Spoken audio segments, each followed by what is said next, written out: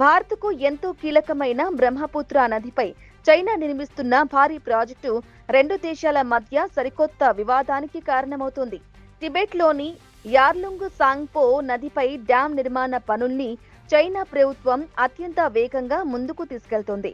ఈ నది టిబెట్లో పుట్టి అరుణాచల్ ప్రదేశ్లోకి సియాంగా నదిగా ప్రవేశించి ఆ తర్వాత అస్సాంలో బ్రహ్మపుత్రగా రూపాంతరం చెందుతుంది. అస్సాంతో పాటు ఈశాన్య భారతంలో అనేక చోట్ల కోట్ల మంది ప్రజల తాగునీరు, సాగునీరు, జీవనాధారానికి ఈ నది ప్రధాన వనరు.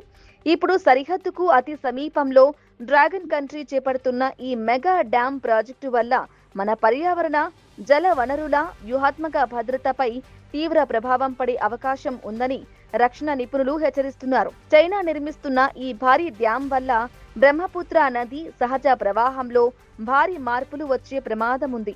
అత్యంత ప్రమాదకరమైన విషయం ఏంటంటే చైనా తనకు కావలసిన సమయంలో ఈ నదీ ప్రవాహాన్ని భారత్పై ఒక అస్త్రంగా వాడే అవకాశాలు ఉన్నాయి.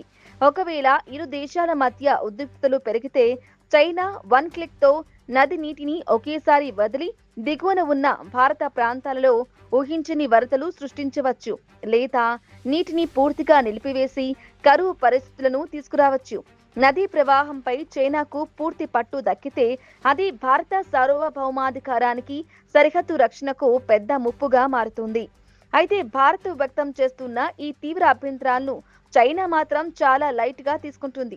ఈ డ్యాం కేవలం విద్యుత్ ఉత్పత్తి కోసం మాత్రమే నిర్మిస్తున్నామని, భారత్ సహా దిగువ ప్రాంత దేశాలకు దీనివల్ల ఎలాంటి నష్టం జరగదని పాత పల్లవిని అందుకుంది. కేంద్ర విదేశాంగ సహాయ మంత్రి కీర్తి వర్ధన్ సింగ్ గతంలో పార్లమెంట్లో మాట్లాడుతూ చైనా కదలికలను, ఈ ప్రాజెక్టును ప్రభుత్వం నిశితంగా గమనిస్తుందని చెప్పారు. నిజానికి 1986లోనే ఈ ప్రాజెక్టు ప్రతిపాదన వెలుగులోకి వచ్చిందని, దిగువ ప్రాంతాల్లో నివసించే భారత పౌరుల జీవనాధారం, భద్రతకు ఎలాంటి నష్టం జరగకుండా కేంద్ర ప్రభుత్వం అవసరమైన అన్ని ముందస్తు చర్యలు తీసుకుంటుందని వెల్లడించారు.